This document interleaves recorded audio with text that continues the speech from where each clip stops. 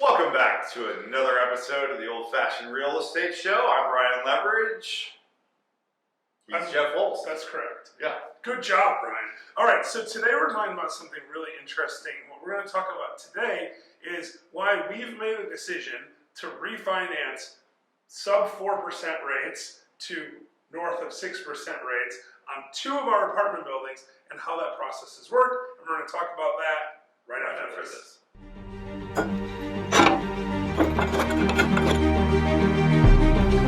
Welcome to the Old Fashioned Real Estate Show, where hosts Brian Leverage and Jeffrey Holst pour out old fashioned real estate advice. All right, so ready? Yep. All right, so as I alluded to right before the break, we are currently refinancing not one, but two apartment buildings, and we're going to have significantly higher interest rates on these, and we're not getting any cash back in our pocket. Right. So why are we doing it, Brian? Because we're crazy. No, We're going to bleep that's that not out. It's a good thing we know how to bleep. Well, that's not the first time the F-bomb's ever been dropped on the show, to be clear. But the reason we're doing it is because it was always sort of part of our strategy. Now, the strategy was not, to be clear, to refinance from a lower interest rate into a higher one. The strategy was always to take out... Wait. So you didn't model this with the intent of just for fun raising interest costs?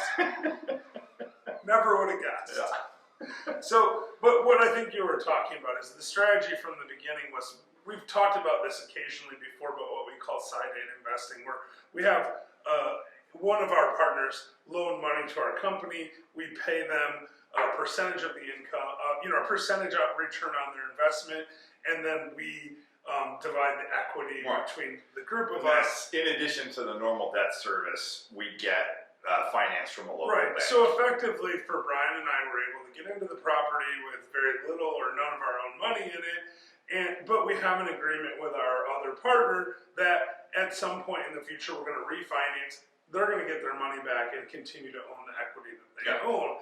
And so we're following through. Yes, interest rates have gone up. Fortunately, we modeled this property fairly conservatively, so we knew there was a possibility interest rates would go up. And we found a product that works to take out that secondary financing for our partner.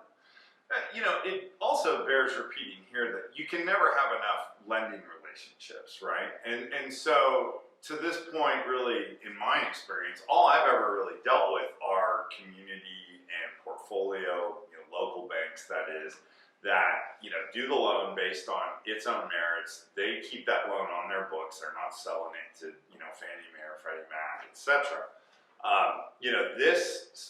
These specific buildings that we're refinancing right now, we're actually having a life insurance company lend us the money. Right, which comes with a whole different series of challenges because we've never done this type of lending before, and frankly, also comes with a different series of terms. So getting for today's market, a pretty good interest rate. Oh yeah.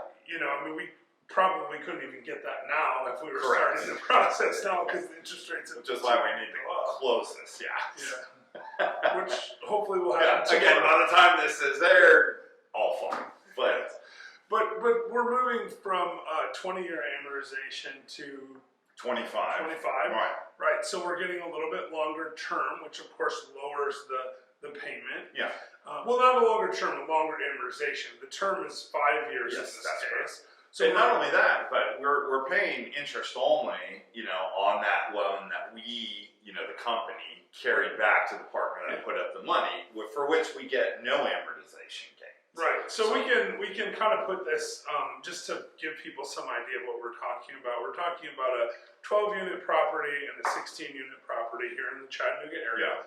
Where we have, on both cases, we had our partner put up the money to cover the down payment. Mm-hmm. So Brian and I have no money in either of these deals, which is great. That's the side eight, infinite returns.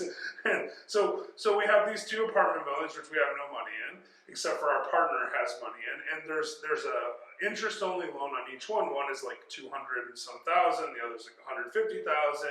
And the combination of those two interest-only payments will be going away when we complete this refinance on the two of them together. Yeah. Now, sort of the interesting thing in this too is that one of those existing loans that's getting refinanced out, it's an ARM. And it actually would, in September of 2023, adjust because it was a 3-year and it loan. would probably adjust to a rate close to or in excess of the current rate. Oh, 100%, which now makes the refinance, the takeout financing we're doing even more attractive, given that basically about a third of the overall loan balance is going to adjust. Right.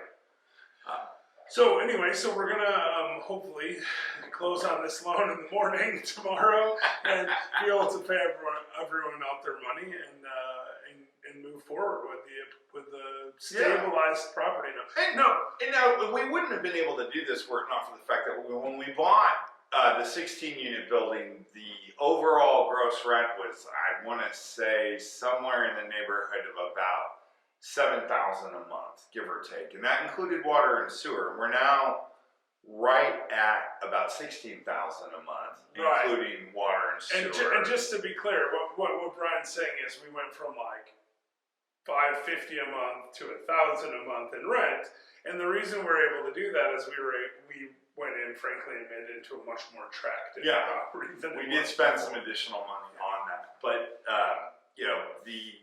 we would not be able to do this were it not for the fact that we added forced appreciation really so much as we did, because in fact, that building, we paid $935 or 40, I forget the exact number, 940,000, let's say. We probably put about another 200,000 into it, and it just appraised at $2.1 million. That's not bad. $1 million in right? I mean, because you're really saying is we have 1.2 and now it's worth 2.1. So we have $900,000 in additional equity, which that's the other reason this loan works, because we're actually capped at the loan value. So as a result, we're having a very low loan to value ratio. Below 50%. Right. So we're borrowing $1.6 million on north of $3 million in property. Yeah. So they feel pretty good about it too. And also our loan constant is going down. Like when you consider the rate adjustment that we're getting on the one property, when you consider getting rid of the additional interest only financing, and when you blend all those rates together and then you stretch the amortization out, our payment is actually going to be slightly lower than what we are already paying. Right. So the cash flow is not being negatively affected. And again, the secret sauce here is being able to force that appreciation. The other building, we just set a couple recent rent comps when we were starting this process, and now we're taking all the rest of the units in that one essentially to that new market rent, which will also add about another $1,500 a month in income, cash flow, and that interest expense, which was roughly $1,800 a month, goes away. So that's about a $3,300 delta. Now, granted, we won't keep the $1,500 in extra gross. There's some expenses associated with that. Management fees. Well, let's say $2,700 still, right? Net on that between losing the interest and the other. So it's it's pretty exciting. I'm excited about it.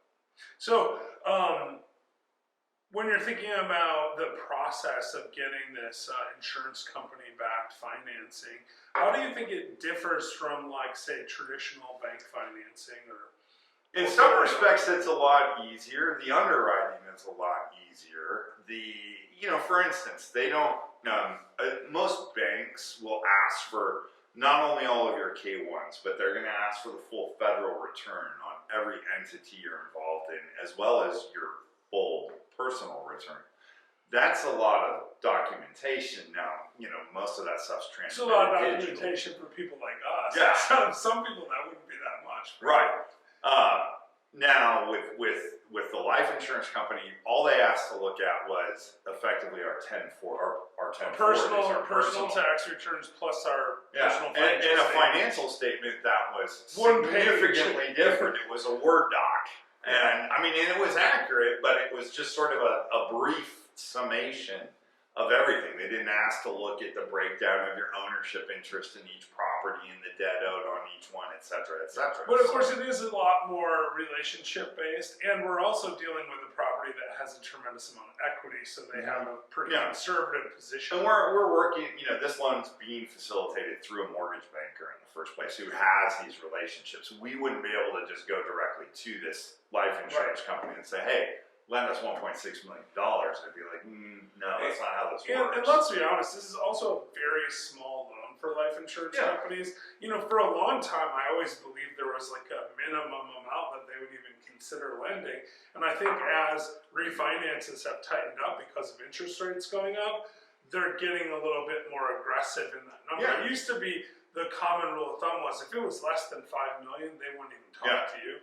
But now, apparently, at $1.6 million, they will. And different companies have different standards, of course. That matters too. But, some of the things that were maybe a little more cumbersome compared to buying using our normal bank financing alternatives is, we had to do phase 1 environmentals, right? Not uncommon. Again, there's also what you call a property assessment report where, they make recommendations on, do this or do that, and then of course they charge you additional money to put a report together so everything can be so it's more expensive, and it's a little bit more time consuming, which is okay for a refinance because it wasn't like we had a deadline where it had to be done by a certain point. But it is more expensive and more time consuming. They also, what I thought was interesting is they actually sent a representative out and drive them around and show them the property. So, but it also builds a relationship. That's important too, right? Because this is going to be the first one. There are, as you know, others lined up in the coming months. Yeah, we have several more that we wanted to convert to a little bit. And by the way, people think that this is a little goofy because they're looking at it and going, well, why would you want to turn 3 or 4% debt into 6% debt, but if you get capital out, it can be worthwhile. If you can stretch the amortization out, it can be worthwhile.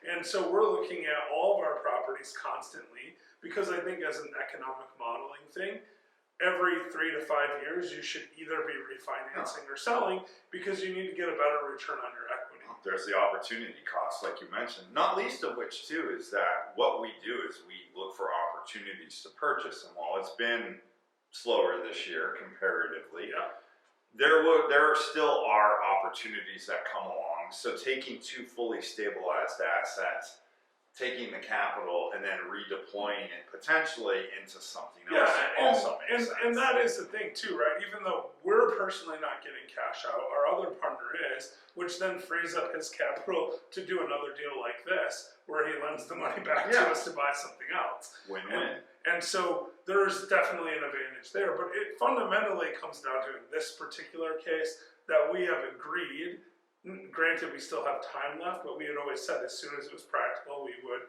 refinance and get him his money back, and that's what we're doing. We're just sticking with the original plan because it's possible to do so, and it's the right thing to do. That's so, anyway, Brian, that is why everyone should follow, subscribe, and like this video. That's right. I don't know if that's the reason or not, but it's as good a reason as any. Until next time. That's what we're going with. Have a great